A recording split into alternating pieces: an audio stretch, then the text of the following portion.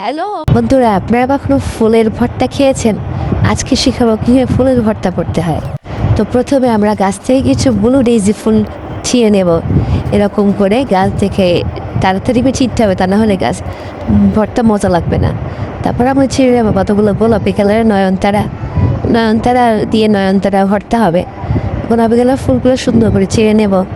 ফুলগুলো দিছে না একটা শক্ত মনে ছাগলে খামে দিয়ে রয়েছে, সেটা জন্য কষ্ট হয়েছে অন্তে টান দিয়ে এবারও চানা গাছ উদ্যোগ লইয়া উঠ দিতেছে।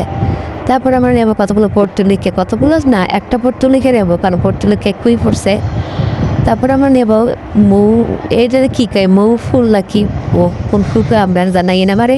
তারপর সে নেবো একটা অলকটন্তা, যেহেতু কুই পড়ছে একটিও নেবো। এইসব ফুলগুলো ছিঁড়ে এখন আমরা ভর্তা বানাবো। একটু প্রাকৃতিক দৃশ্য দেখানোর মতো করে একটু চেষ্টা করে নেই।